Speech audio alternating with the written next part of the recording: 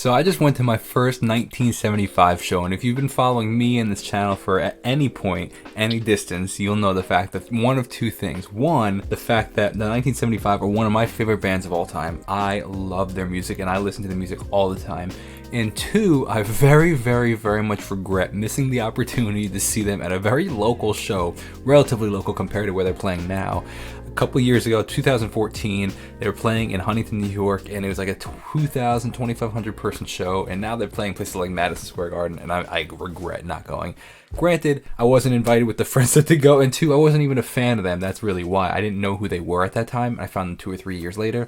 Regardless, a huge fan of them, and I wanted to give a little recap of the show that I just saw because I, one, took some notes because like it was such a good show, and as a musician myself, I was like, let me take some notes on this so I could do for my shows, and just to share the experience because it was such a great opportunity, such a great show, and I really enjoyed it. So a little bit of the backstory of the show: it was their first opening show of the new tour, which the new tour is called the 1975 at their very best. This show was in Connecticut. I live in New York, so I had to drive up there. It was like a 3-hour drive.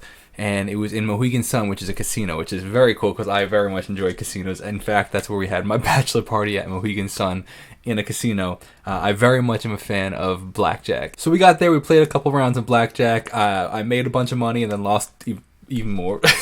My friend that ended up making enough money to pay his ticket back, so he essentially went to the 1975 for free. Based on the time that we had, we ended up missing the opening act, but we literally got there literally as the 1975 were coming on stage. It was perfect timing, which was sick. So speaking of that, let's talk about the stage. The stage was incredible. Like, I can't believe the fact of like how many moving parts in the sense of like, one, it was super interactive, and two, just how much was on the stage. They were so much, they literally built like a house on the stage, essentially, like the inside of a house on the stage. And it blows my mind because that means they're gonna have to move to every single show. And like, I saw some clips from other shows of theirs, and they moved the stage every show, which is crazy. Now, two, the second part, which I already mentioned, is the fact that the stage was so incredibly interactive. Like, it looks like a house, essentially, like I said. So, like, the doors open, the windows open, like, you can climb the stairs. There's so many different aspects of it. I'm like, this is really, really, really cool. The cohesiveness of the stage. In fact, there was even 1 second, like, where he's watching all these TVs and stuff, which I loved. Let me talk about the TVs first, and we'll go into what he did with the TVs. They used the TVs in 3 different ways. One, it was an interaction of the stage, because at one point of the show, he climbs through the TV. So I don't really even know how they did that, because like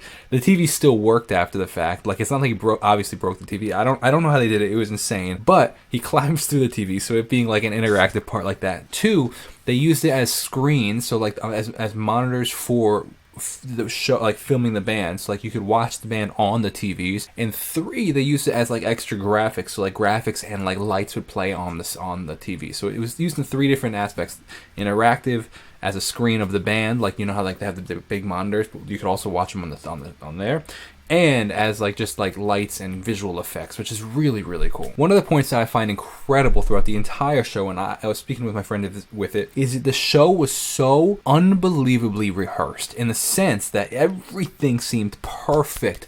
And look, I'm not even like a typical bystander. I'm somebody that dissects this stuff because like I know the stuff that can go wrong because I just put on a show myself, and like I've been in the music industry for a while, so like I'm pretty keen. Like, it's easy for me to see this stuff, whereas as an average viewer might not, and that's totally fine because it's not their industry. As an external viewer, I was blown away with how many things were so cohesively tight. Now, if you ask the band, they might be like, oh yeah, things went wrong, and I'm sure they did. But from an outside perspective, I was blown away with the cohesiveness, in the sense that there were so many different things that they thought about. In fact, one of the things that they thought about, for example, is the crew, the camera crew, all the guys videoing the band and everything, so they could put them on the monitors and stuff. They were all in like costume. They were like a part of the set. It wasn't like they were just in black. They were like a part of the set, like in costume with the band, which I thought was sick. Like the cohesiveness of that. Additionally, like for example, like there were different like little sets of the show where like, you know, lights would be crackling on the stage, or like flickering, and the sound would go with that. So like the fact that they were triggered so perfectly in time. Or, this was even more impressive, like the camera crew really knew the set, in the sense that, like for example, Maddie would open a window and boom, they'd immediately cut to that view of the camera in that window. Like, they knew where he was going to be and what he was going to do, like the back of their hand. And I found that so incredibly impressive, because that's a lot of rehearsal. This next point I want to talk about is the theatrics of the show. Like, not only was it just music, like Maddie has this whole section, actually a couple sections, where it's like you're watching almost a theater.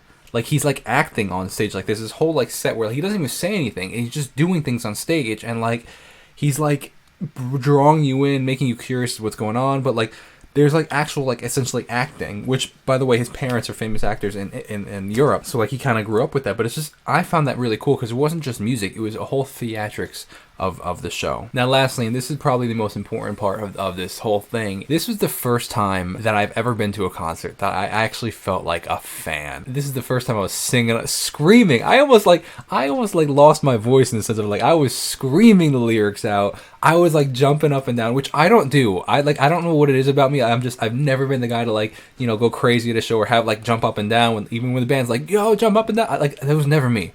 I was always a kid that was, you know, just bopping my head kind of thing. But like I was like jumping up and down. I had a blast because like I love their music. So then to hear it live and just see it and know and be a part of it, man, I felt like a fan for like the first time. And it was so cool and so inspiring. And hopefully one day, you know, I have the opportunity. I would love the opportunity to work with them one day, and we'll see what the future holds. But man, what a great show.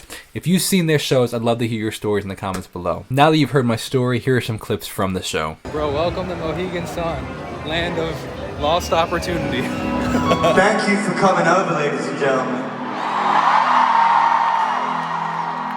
How you feeling? I'm feeling funky. Let's go.